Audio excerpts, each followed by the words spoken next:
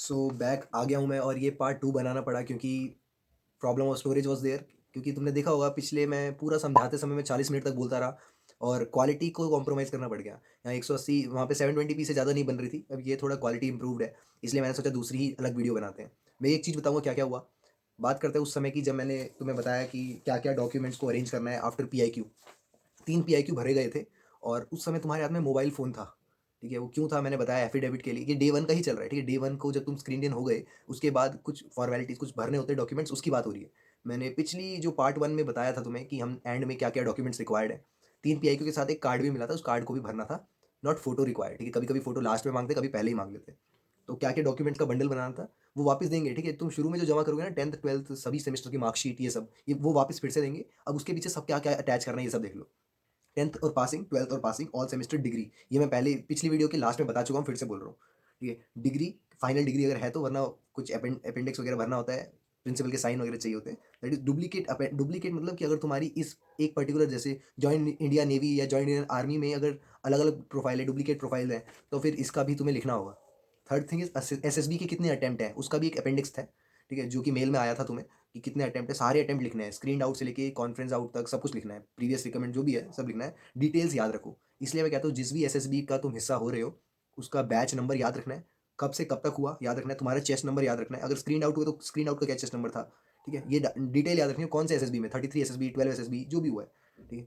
फिर है 2 फोटोकॉपी चाहिए of identity proof. Identity proof के लिए पहला आधार कार्ड चलेगा और दूसरा पैन कार्ड चलेगा, ठीक है? पैन कार्ड चलेगा और होना चाहिए, ठीक है? कोई ड्राइविंग लाइसेंस नहीं होगा, ध्यान रखना। जो लिखा हुआ है उन्होंने तुम्हें देते समय, तुम्हें एसएसबी के लिए बुलाते समय जो फॉर्म भेजा है उसको ध्यान से पढ़ लेना। उसके बाद एड्रेस प्रूफ चाहिए। अब एड्रेस प्रूफ में फिर से आधार कार्ड या पैन कार्ड कुछ नहीं चलेगा, एक अलग एड्रेस प्रूफ होना चाहिए, दैट इज़ मैंने अपनी तरफ से पासपोर्ट लगाया। अब पासपोर्ट बहुत से बच्चों का होता नहीं है, तो वो बिजली का बिल लगा सकते हैं घर का, अगर मम्मी के या पापा के नाम पे है तो चलेगा, ठीक है? अगर किराए पे रहते हो फिर लफड़ा होगा, इसलिए तुम यार मैनेज करना, कुछ ना कुछ तो होना चाहिए एड्रेस प्रूफ में। 2-3 चीज़ें देख लेना, पढ़ लेना अच्छे से नोटिफ़िकेशन, तो समझ में आएगा। और ऑफ़र लेटर अगर किसी कंपनी में काम करते हुए या करते थे, ठीक है? और ये मैंने देखा जो बच्चे नहीं लाए थे उनका भी चल गया कि सर नहीं है ऑफ़र लेटर, क्योंकि कुछ कंपनी अलाउ नहीं करती, क्योंकि ऑफ़र लेटर में सारे कुछ लिखा होता है कि इतना बेसिक से पे है तुम्हारा, इतना एचआर है, ये सब लिखा होता है, ठीक है? तो कुछ कंपनी अलाउ नहीं करती, तो कह देना नहीं लाया और मत देना, ऐसा भी पॉसिबल है। ये शुरू में मत कहना वरना वो तुम्हें अपोज़ कर देंगे। लास्ट में अगर तुम बच जाओगे, मजबूरी वाले कैंडिडेट रहोगे तो वो जाने देंगे, ठीक है? क्योंकि ये एंड में काम आता है जब, क्योंकि सरकारी नौकरी नहीं है ना, किसी की सरकारी नौकरी होती है उसको तो ज़रूर लाना है, ठीक है? प्राइवेट वालों को दिक्कत की बात नहीं है। तो उस समय मेरे हाथ में फ़ोन था, मैंने तुम्हें बताया, और फ़ोन होने के बाद अगर तुम पीआईक्यू लिखते हो तो तुम्हें डर लगता है। डर कैसा? कि भाई इसके बारे में पूछेंगे, ये मैं लिख रहा हूँ पॉपुलेशन अपनी एरिया की, अगर इससे पूछ लेंगे हेडक्वार्टर किसका हेडक्वार्टर है या नहीं, है ना? ये सारी चीज़ें। तो मैंने अपने दोस्त को फ़ोन लगाया, भाई मुझे डर लग रहा है, एटलीस्ट मैं मतलब उसने कांग्रेचुलेट करा कि आशीष की बात कर रहा हूँ मैं। देखो जब डे 3 में जीडी के बाद जब होता है कि कभी तो लेक्चरेट हो जाता है, कभी तुम्हें एक सिचुएशन बता देंगे कि तुम्हारा ग्रुप है और तुम्हें किसी की मदद करने जाना है, कोई मर चुका है, किसी का एक्सीडेंट हो गया है, ट्रेन ट्रेन जो है वो खतरे में है, पटरी टूट गई है, कुछ गुंडों ने यहाँ आग लगा दी, वहाँ आग लगा दी। ये सारी सिचुएशन तुम्हें प्रॉब्लम्स दी जाती हैं और तुम्हें लिखना होता है कि तुम कैसे हल करोगे। तो मेरे दोस्त ने मुझे एक तरीका बताया था, वो मैं तरीका नोट करने लग गया क्योंकि मेरे को पता है मेरा फ़ोन जमा हो जाएगा। तो शुरू में लिखना है aim to reach picnic wherever the places, ठीक है? पिकनिक जाना है लेट्स से तुम्हें। प्रायोरिटीज़ क्या-क्या है कि एक आदमी को खून आ रहा है वो सबसे नंबर 1 पे रहेगा, दूसरे पे ज़हर डालने गए हैं टैंक में, एक टैंक में ज़हर डाल, मैं एग्ज़ाम्पल दे रहा हूँ, ठीक है? ये मेरे उसमें आया नहीं था, ठीक है? तीसरे में आग लगने वाली है कहीं पे और चौथा जो है वो ड्राई ड्राई है, समथिंग लाइक दैट, कुछ ना कुछ सिंपल प्रॉब्लम थी, ठीक है? फिर प्रायोरिटीज़ के एम लिखा, प्रायोरिटीज़ लिखा, फिर रिसोर्सेज़ लिखना है। रिसोर्सेज़ में क्या-क्या है कि हमारे पास बस पड़ी है जिसमें हम पिकनिक जा रहे हैं, दूसरा फेरी है, पासर बाय कुछ आस-पास के लोग हैं, लिस्ट बनानी है। उसके बाद सॉल्यूशन क्या-क्या है कि अगर तुम्हारा ग्रुप 9 बच्चों का है, जो ये प्रॉब्लम सॉल्व कर रहे हैं, तो उनका ग्रुप बना दो, 3 दिन का ग्रुप बना दो। हर ग्रुप क्या करेगा, एक बोटमैन से फेरी लेगा और तुरंत कहीं को निकलेगा जहाँ पे जिसका टोटल डिस्टेंस ये है, आने-जाने का इतना है, टाइम इतना लगेगा और जो है वो रिटर्न करेगा एक पर्टिकुलर जगह पे, ठीक है? कॉमन जगह पे जहाँ पे बाकी लोग इकट्ठा होने वाले हैं मिलके। ग्रुप 2 जो है यहाँ से मिनी बस पकड़ के पुलिस स्टेशन जाएगा, वहाँ इन्फॉर्म करेगा, टोटल डिस्टेंस लगा इतना, टोटल टाइम लगा इतना, ऐसा। और ग्रुप 3 का सॉल्यूशन ये वो और लास्ट में 4 तीनों जो है वो तीनों ग्रुप एक पॉइंट पे मिलेंगे और फिर वहाँ से पिकनिक को लौट चलेंगे विद इन द टाइम। तो इस तरह से सॉल्यूशन करना होता है। पहले जो सबसे खतरनाक प्रायोरिटी का काम है वो पहले करना है। ये चीज़ मैं तुम्हें बताऊँगा आगे जब मैंने दिया था ये किसी और का मतलब ये मैंने दोस्त ने मेरे को हेल्प करने के लिए कि कैसे लिखना है आंसर, उसलिए पकड़ाया था, तो इसलिए मैं पढ़ रहा हूँ। उसके बाद मेरे दोस्त ने मेरे को बोला कि भाई अपनी स्ट्रेंथ वीकनेस का ध्यान रखना, अपने फादर मदर की स्ट्रेंथ वीकनेस, अपने ब्रदर की स्ट्रेंथ वीकनेस, अपने दोस्तों की स्ट्रेंथ वीकनेस सबकी ध्यान में रखना, ठीक है? तो मैंने पूछा कि भाई तेरे को कोई आइडिया है मेरी स्ट्रेंथ वीकनेस क्या है? वो कहते हैं वीकनेस कुछ ऐसा बोलना है जो कि मैनेजेबल है, कि सर मैं लाइट वेट हूँ, मेरे को थोड़ा वेट वेट गेन करना है, ठीक है? और मेरी स्लीप साइकिल ज़्यादा ठीक नहीं है, ठीक है? मेरा स्क्रीन टाइम ज़्यादा है, ये सारी चीज़ें, मैं माइज़र हूँ, ठीक है? मैं कंजूस हूँ, ये सब चीज़ें जो-जो उसने मेरे को मेरे बारे में देखा है उसने बोल दिया, और मैंने बोला कि हाँ, ये चल सकता है। स्ट्रेंथ में क्या-क्या हो सकता है कि मैं फ्रेंडली हूँ, और मतलब मेरे कॉलीग, बॉस वगैरह क्या सोचते हैं मेरे बारे में, ठीक है? फेथफुल हूँ, ऐसे ये सब कुछ ना कुछ तो लिखा था उस समय। मेरी उससे बात बंद हुई, बात आधे घंटे तक चली, सब कुछ बताया मैंने, इतने बंदे सेलेक्ट हो गए, ये वो, ये वो। उसके बाद मैंने लिखा था अपनी हॉबी में चेस, और लिखा था कि मैं फुटसल में प्राइज़ लाया हूँ। फुटसल क्या होता है? फुटबॉल का छोटा रूप होता है। जब कॉलेज में जगह कम होती है तो फुटसल कराया जाता है। ये चेस बोर्ड के अंदर मैंने ये सारी पॉइंट्स लिखे, ये क्योंकि मेरे पास नेट था, तो नेट में मैं लिख रहा था 8 बाई 8 की ग्रिड होती है, 64 अल्टरनेटिव कलर्ड स्क्वायर होते हैं, 32 लाइट, 32 डार्क कलर, ठीक है? Black and white. मिडल 32 खेलने के लिए होते हैं, और United State of Chess Federation ने स्क्वायर का साइज़ बताया हुआ है 2.5 इंच का, ठीक है? और किंग की हाइट जो होती है 3.37 इंच की होती है, 3.37 टू 4.5 इंच की, जिसको चेस का शौक है उसको बता रहा हूँ, ओके? फिर आता है फुटसल। फुटसल जो होता है वो एक ऐसा गेम है जो कि फुटबॉल का छोटा रूप है गेम। दो 20-20 मिनट के हाफ्स होते हैं, और 15 मिनट का बीच में ब्रेक होता है, ठीक है? 40 मीटर से लेके 20 मीटर का साइज़ होता है उस ग्राउंड का, 25 से 42 मीटर एंड 16 से 25 मीटर वाइड होता है, ठीक है? ये वेरी करता है। 40 से 20 मीटर जो स्टैंडर्ड साइज़ है, इंटरनेशनल फुटसल कोर्ट का साइज़ है, वैसे बाकी वेरी करता है कि 25 से 42 हो जाता है, या 16 से 25 हो जाता है, ठीक है? और सीलिंग जो होती है एटलीस्ट 4 मीटर हाइट होनी चाहिए, गोल गोल बड़ा नहीं होता, क्योंकि ये फुटबॉल का ग्राउंड नहीं है, छोटा गोल होता है, तो कम से कम 4 मीटर हाइट होता है। Penalty area within 6 metre radius में होता है, ठीक है? ये फुटसल के बारे में बता रहा हूँ। फिर फुटसल में क्लॉक जो होती है वो स्टॉप हो जाती है अगर बॉल तुम्हारी प्लेइंग एरिया में नहीं है, नॉट इन द प्ले, या इंटरप्ट हो गया, कुछ हो गया, तो वो स्टॉप हो जाती है क्लॉक, वो 20 मिनट काउंट नहीं करे जाते, ठीक है? तो ये छोटा बहुत मैंने रट लिया था, पढ़ लिया था, ठीक है?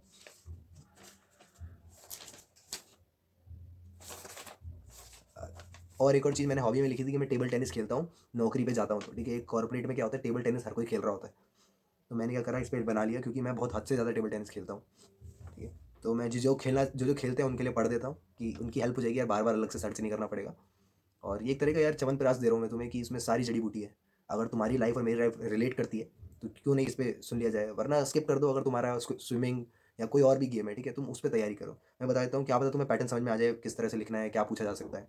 तो प्लेइंग सरफेस रेक्टेंगुलर होता है, 2.7 metre long by 1.5 metre wide, ठीक है? लॉन्ग और वाइड, 1.5 मीटर वाइड, 76 सेंटीमीटर ऊपर फ्लोर होता है, फ्लोर से ऊपर टेबल होती है, 76 सेंटीमीटर फ्लोर से, ठीक है? लॉन्ग लेंथ क्या है, 2.7 मीटर, विड्थ क्या है, 1.5 मीटर, ये हाइट जो होती है 76 सेंटीमीटर अबव ग्राउंड होती है इसकी, टेबल की, ये टेबल की डायमेंशन है टेबल टेनिस में। फिर टेबल का मटेरियल या तो वुड से बनता है या सिंथेटिक मटेरियल से बनता है। 2 centimetre wide white line run around each edge of the table, white line होती है 2 सेंटीमीटर वाइड, ठीक है? हर टेबल के हर कोने पे होती है। नेट इज 15.25 सेंटीमीटर, 15 एक स्केल से थोड़ा सा ऊपर होता है, centimetre height, and run parallel to end line, ये बात समझ आई?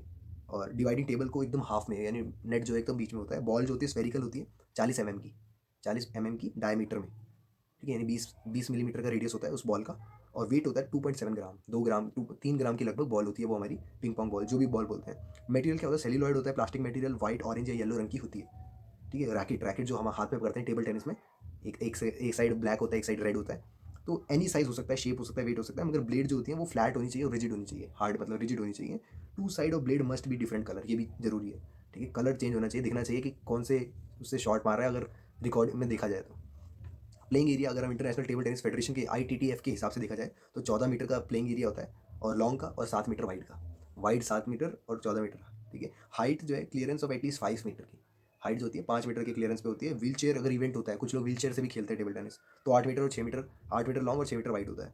अब ये देखो, मैंने फनी चीज़ लिखी है बहुत, कि कितने रुपए का आता है, ठीक है? क्योंकि मैं, ये चीज़ें पूछी जा सकती हैं और एग्जैक्टली तुम बता दोगे तो सही रहेगा, ठीक है? तो मैंने अमेजोन पे चेक भी करा उसी समय बैठे बैठे, कि 55,000 का महंगा टेबल आता है, और 8,300 का सस्ता टेबल आता है टेबल टेनिस का। अगर तुम्हें बॉल चाहिए तो ये उस तरह की है, जो जो लोग बैडमिंटन खेलते हैं, अच्छा महंगा, ये ना योनेक्स का रैकेट, अच्छी सी शटल, ये सब ना। तो 3 बॉल अगर लेने चाहते हो तो मतलब 25,000 2500 की बॉल पड़ जाती है, वरना 250 रुपये की भी बॉल आती है, सस्ते में लोगे 3 पिंग पॉन्ग बॉल। और एक रैकेट का साइज़ यार 100 रुपये का प्राइस, 100 रुपये से 25,000 रुपये तक भी हो सकता है, डिपेंड करता है कितनी लेयर है, कितना स्पिन करवा सकते हो, ठीक है? और फेमस लोग जरूर पूछे जाते हैं कि चलो बताओ कि टेबल टेनिस खेलते हो तो भारत से कई नाम बताओ जो जिन्होंने उखाड़ा है टेबल टेनिस में। तो शरद कमाल, मनिका बत्रा, तो यार ये दो तो जुबान पे रहने चाहिए। शरद कमल पहले भारतीय थे, 10 बार सीनियर नेशनल चैंपियन बन चुके थे। मनिका बत्रा 1995 में बॉर्न हुई थी और ट्रिपल गोल्ड मेडलिस्ट है साउथ एशियन गेम में, डबल है कॉमनवेल्थ में और ब्रॉन्ज है एशियन गेम में।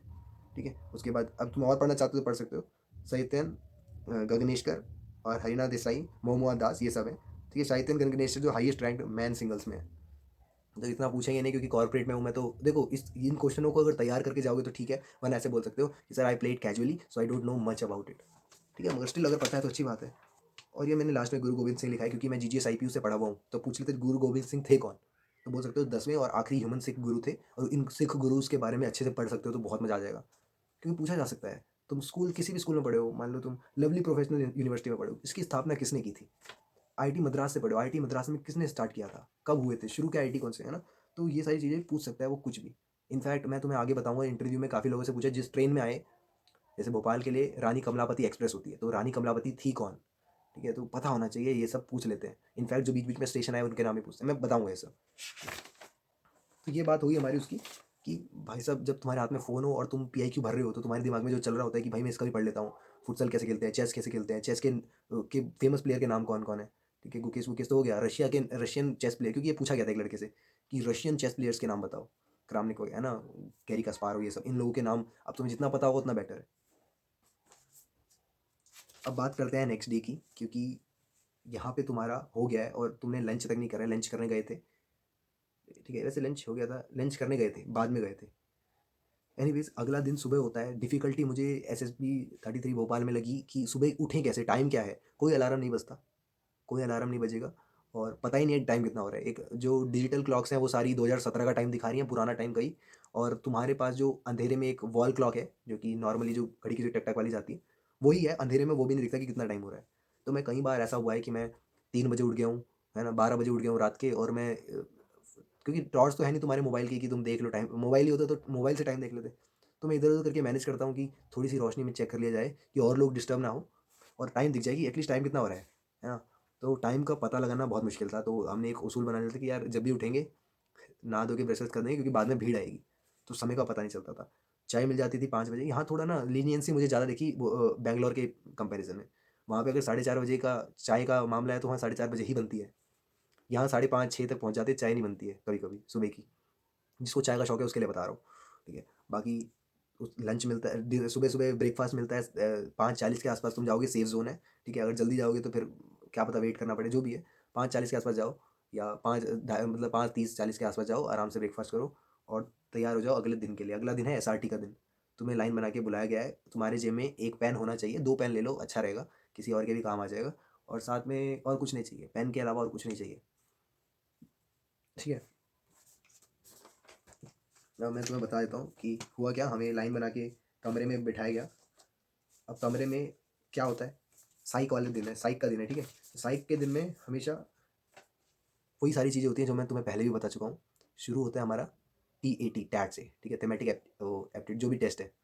अब तो ऐसे में बोला, इसको फुल फॉर्म ही नहीं पता, ठीक है, दिमाग में नहीं आ रही है, मगर तुम टैट होता है, 12 फोटोज़ होती हैं, दिखाई जाती हैं, आखिरी वाली में ब्लैंक रखते हैं और तुम कुछ भी लिखो।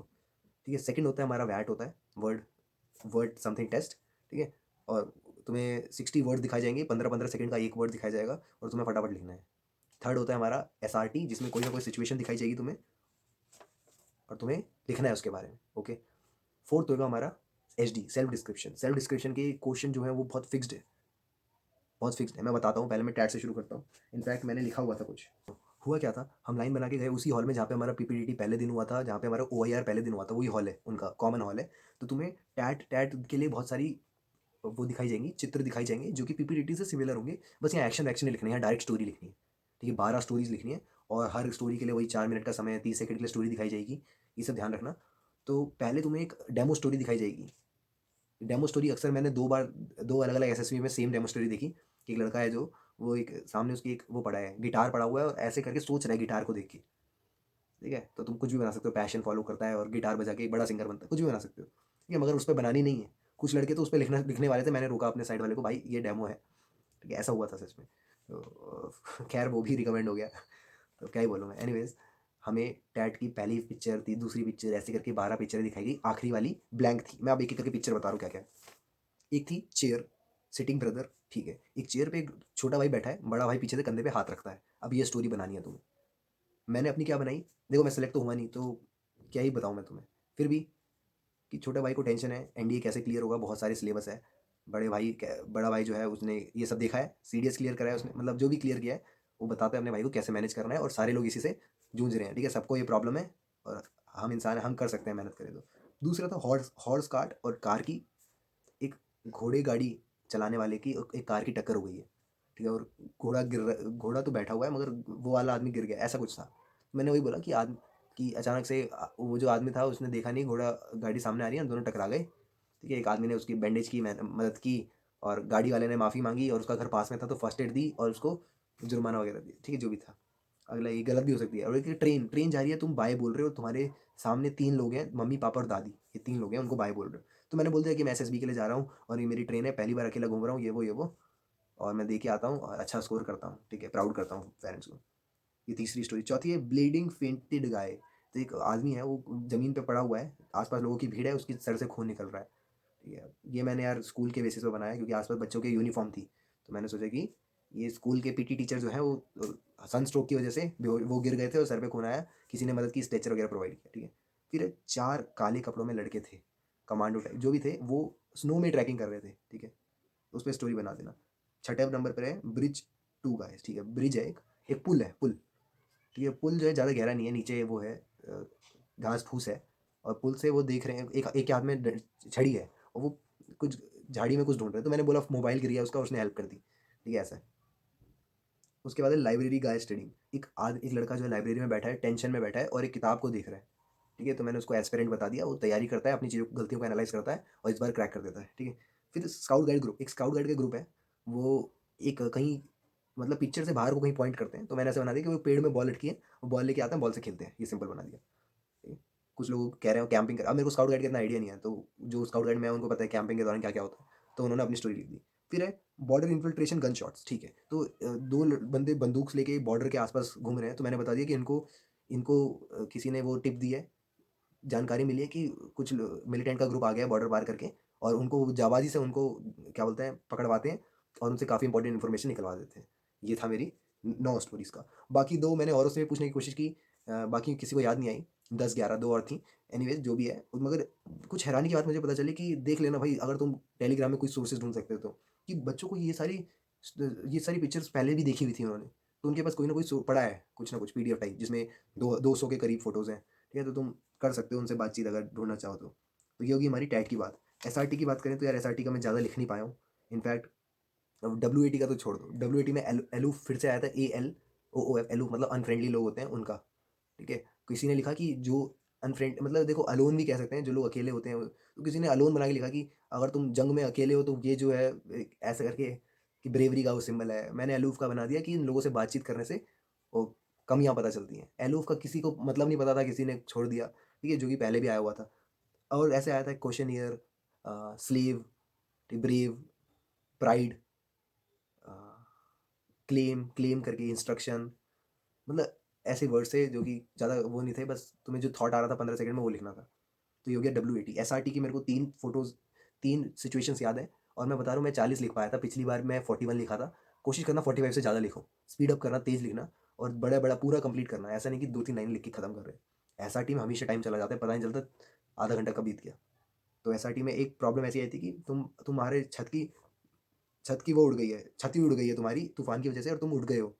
अब तुम क्या करोगे? अपने परिवार वालों के साथ सोए थे, तो किसी ने बोला कि हम मैं सबको जगा के उनको साइड करवाऊंगा, और फिर हम सुबह उठ के ठीक कर देंगे, ठीक है, अपनी छत को। या किसी ने बोला कि हम उसी टाइम क्या करेंगे, मैं और पिताजी मिलकर ठीक कर देंगे। फिर एक गर्ल ने तुम्हें ब्लेम करा, एक लड़की ने तुम्हारी फॉल्स कंप्लेंट कर दी प्रिंसिपल को कि ये हम मेरे को वो करता है, टीज करता है, ये करता है, और अब तुम इस सिचुएशन में फंस गए हो। तो किसी ने अच्छा तरीका बताया कि मैं प्रिंसिपल के आगे अपना पॉइंट रखूंगा उस गर्ल के लिए, और उसको मतलब अपनी बात रखने के बाद समझ में आएगा कि वो नहीं था जो सोच रही थी, और फिर मामला सेट हो जाता है। थर्ड है फादर को फीवर आ गया है, फादर को फीवर आ गया है, तुम क्या करोगे? ये ऐसे ही था, तुम्हें नौकरी भी ज्वाइन करनी है, तुम्हारे कल इंपॉर्टेंट एग्जाम भी है, इंटरव्यू भी, एग्जाम भी है, क्या करोगे? ये सारी चीज़ें हम डिस्कस कर चुके हैं। इनफैक्ट मैं एसआरटी पे अलग से वीडियो बनाऊंगा, पहले मैं ओआईआर खत्म कर देता हूँ एक बार। फिर एसडी का तो पता ही है, अगर तुम नौकरी करते हो तो क्या होता है, parents, boss, colleague, strength, weakness. अगर नौकरी नहीं करते हो तो parents, teachers, friends, strength, weakness. ये क्वेश्चन याद है। स्ट्रेंथ में मतलब तुम स्ट्रेंथ, ऐसा नहीं होता स्ट्रेंथ बतानी है, मतलब यही है कि तुम हो कैसे अभी, और वीकनेस मतलब तुम क्या बनना चाहते हो। कोई किसी ने बोला मैं अपनी हैंडराइटिंग ठीक करना चाहता हूँ, किसी ने बोला मैं अपने सिक्स पैक ला जो भी बोला, ये सब था। ठीक है, अब डे 2 का टाइम है ये, ठीक है, हमारा हो चुका है ये सब साइक वगैरह। अब बच्चे 45 थे और सबका इंटरव्यू होना था। तो उन्होंने बड़ी इंटरेस्टिंग बात की कि यार 25 बच्चों का मतलब उन्होंने हमें बाहर वेट करवाया। एक चीज़ और बोलूँ कि जब टैट और वैट हो गया ना, तो बीच में हमें ब्रेक मिला। सर ने ब्रेक दिया, टॉयलेट जाओ, पानी पियो, जो मर्ज़ी करो। और उसी बीच में चाय-वाय भी आ गई थी तो हमने चाय पी ली। ठीक है, जल्दी-जल्दी पीना क्योंकि टाइम नहीं है, सर वेट कर रहे हैं तुम्हारा। ठीक है, तो ये सब होने के बाद हमें हमें इकट्ठा करा गया। पता चला कि यार मेरा भी इंटरव्यू है। मेरा है 3 बजे इंटरव्यू, लंच के बाद। किसी का था 12:30 बजे, किसी का 1:30 बजे। ठीक है, 40-40 मिनट के गैप के बाद इंटरव्यू का बताया गया था, तुम्हारा इस बजे है। और मेरे को पता चल गया मेरा रूम नंबर इतना है, मेरे को इंटरव्यू के लिए जाना है, तैयार होना है। ठीक है, तो अभी 11 के करीब बज रहे थे। ठीक है, हमारा हो गया था साइक वाइक। ठीक है, क्योंकि सुबह हम 6 बजे के निकले हुए हैं, जितने बजे के निकले हुए हैं। तो मेरे को पता है मेरा इंटरव्यू होने वाला है और बच्चों का भी होने वाला है। तो मैंने देखा एक लड़का जो था वो साइबर कैफ़े जा रहा था। साइबर कैफ़े उसी साइड है जहाँ पे बड़ा टैंक है। भोपाल अगर तुम जा रहे हो 33 एसएसबी, एक बड़ा सा टैंक है उसके पीछे। उसके पीछे तुम्हें गेम्स रूम भी दिखेगा, साइबर कैफ़े भी दिखेगा। ठीक है, ये सारी चीज़ें। तो वहाँ जा रहा था वो कॉपी और पेन लेके। मैंने बोला मैं भी तेरे साथ आ रहा हूँ, मुझे भी, क्योंकि मेरा 3 बजे है। ठीक है, मैं थोड़ा देखना चाह रहा था कि भारत के पास कौन नेवी के पास कौन-सी शिप्स हैं, वो हैं, वो सारे मेरे दिमाग के जो थे। ठीक है, तो उस बीच मैंने ये पेपर बनाया। ये पेपर मैंने उस बीच बनाया। ये पेपर मैंने वहीं से लिया। मैं खाली हाथ गया था, जेब में बस पेन था वही वाला जो साइक के टाइम पे मैं जिससे लिखा था। ठीक है, तो वहाँ पे कंप्यूटर लैब में पैसे लगते हैं। अब पैसे सुनना कैसे, तुम 10 मिनट बैठो, 12 मिनट बैठो, 1 घंटा बैठो, सबको 15 रुपये ही देने हैं। जब 15 रुपये देने तो हम कितने बजे बैठे होंगे बताओ, 1 घंटा बैठे हम। ठीक है, 11 से 12 हम वहीं बैठे रहे। और हमें पता नहीं था कि 15 देने हैं। मैं 100 रुपये लेके गया था। मैंने बोला जितने मर्जी देने होंगे दे देंगे, क्योंकि मैं कैंटीन में, वेट कैंटीन में कुछ अंट संट नहीं खाता हूँ। मैं काम के लिए पैसा लगाता हूँ। ठीक है, तो कुछ लोगों को ये वो हो गया होगा कि भाई ऐसे कैसे बोल रहा है ये, कोई नहीं। तो मैंने कहीं से सुना कि यार वो इंटरनेशनल और नेशनल न्यूज़ पूछ रहे हैं, कि कोई इंटरव्यू दे के आ रहा था ना, तो वो समझ में आया कि इंटरनेशनल नेशनल न्यूज़ पूछते हैं, 5-5 वो भी। मैंने बोला मैं 5 तो नहीं बोल पाऊँगा, एक-एक याद कर लेता हूँ एटलीस्ट। तो मैंने देखा कि यार 14 तारीख की बात है, हम साइक ये सब साइक तो 14 तारीख को था, 13 तारीख हो चुकी थी। तो 13 तारीख की न्यूज़ देखी मैंने और मैंने लिख दिया कागज़ पे कि अर्थक्वेक आया है Tibet and China Nepal region में 7.1 मैग्नीट्यूड का, बहुत ही वाइड स्प्रेड डेवास्टेशन करा है। ठीक है, और एपिसेंटर था टिंगरी कंट्री, ल्हासा टेरेन में, जो कि माउंट एवरेस्ट के पास में है। ये सारी बातें मैं लिख रहा था। मैं पढ़ देता हूँ उसको।